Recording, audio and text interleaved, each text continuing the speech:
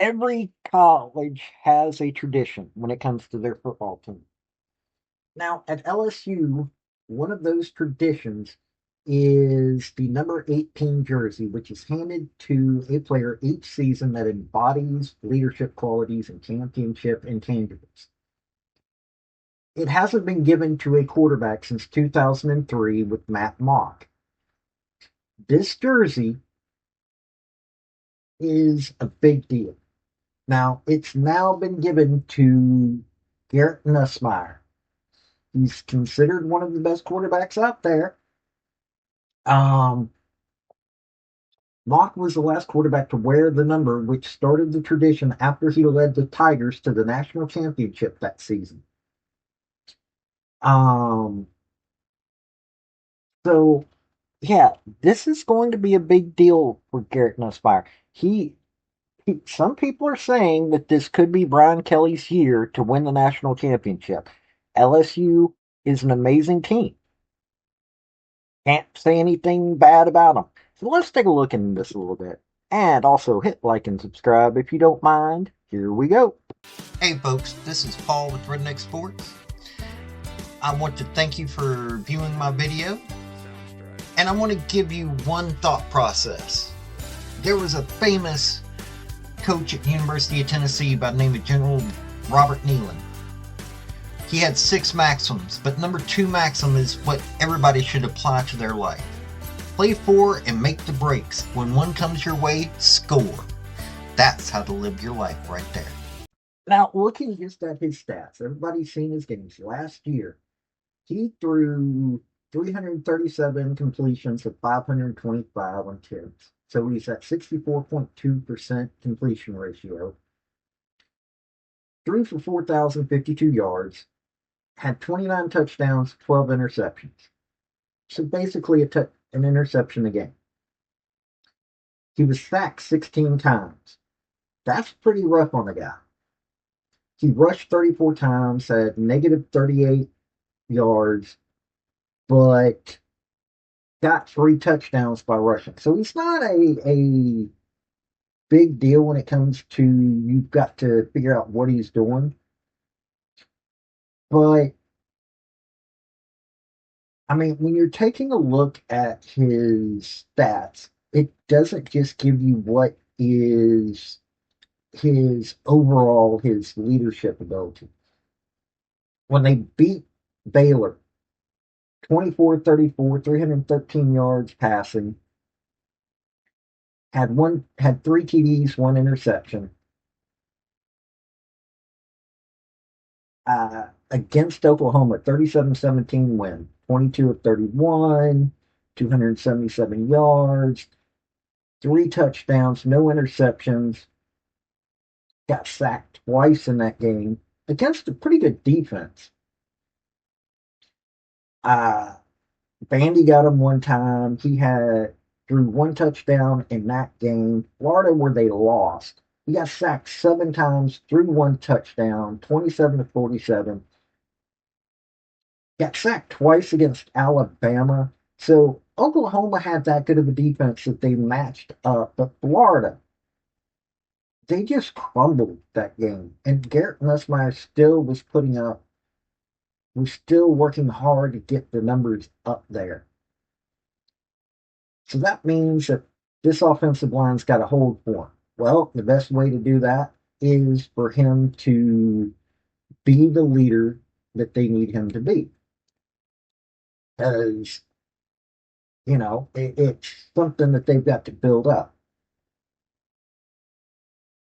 He's competed against several quarterbacks to get his shot.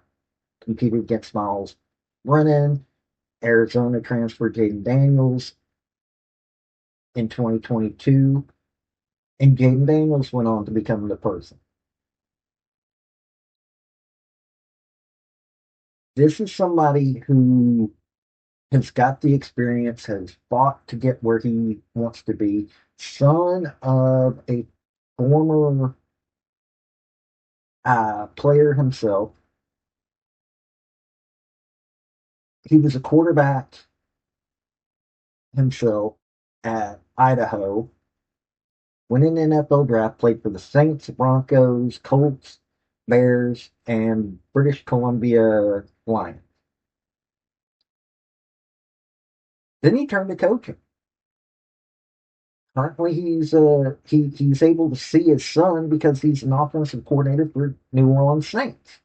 So this is somebody. Garrett Nussmeier has the background of somebody who was taught by a quarterback. May not have been that high level of quarterback, but he's got the background, got to learn what that meant. He's got a QBR ranking of 80. He's 10th in the nation currently. He's got 29 touchdowns, 12 interceptions. So he's got to get himself to that point where he's able to get there. And Brian Kelly thinks he's got it. A lot of people are thinking he's got it. Honestly, I think LSU has got a really good shot this year. They start out against Clemson. Unfortunately, I'm not sure if they can win this game. They're going to Clemson on this one. And the first game's always the worst. It's going to be on ABC if you want to get a chance to watch it. This is going to be hard for them. Then they've got Louisiana Tech. Not that big of a game, but this should be a good warm up because they've not got an easy schedule because then they've got Florida coming to them. Then they got Southeast Louisiana. Then they go to Ole Miss. Then they got South Carolina coming to them. At Vandy. Then Texas A&M. Then they're going to Alabama. They're going to Bryant-Denny Hughes Stadium to play on Nick Saban Field. Then they got Arkansas coming to them. Then they got Western Kentucky. Western Kentucky's a good team, but unless this team's really beat up, that shouldn't be a problem. And then they're going to Oklahoma, which is a tough place to play, but last year it really wasn't. Normally it is. So, with them facing 7 ranked opponents, right now there's 7 ranked opponents on their schedule. 12 games, and only 5 of the games are not ranked. Arkansas, I don't know if they could. Western Kentucky could actually become ranked. They're that good. Southeast Louisiana and Louisiana Tech, no, not really. Vandy has been ranked recently. They were ranked last year. They could get ranked. This is the kind of season that Nussmeier has to show out. On top of that, Brian Kelly's put a lot of money into this schedule or into this roster for this kind of schedule. This schedule is not something that you can play around with, though. So if he is able to come away with not just a winning season, but a championship type season, yeah, Nussmeier will be in competition for a lot of things. Do I see him winning the Heisman? Probably not, but he would be in talks for it depending on how well he does. This is the kind of season that LSU likes to blow through.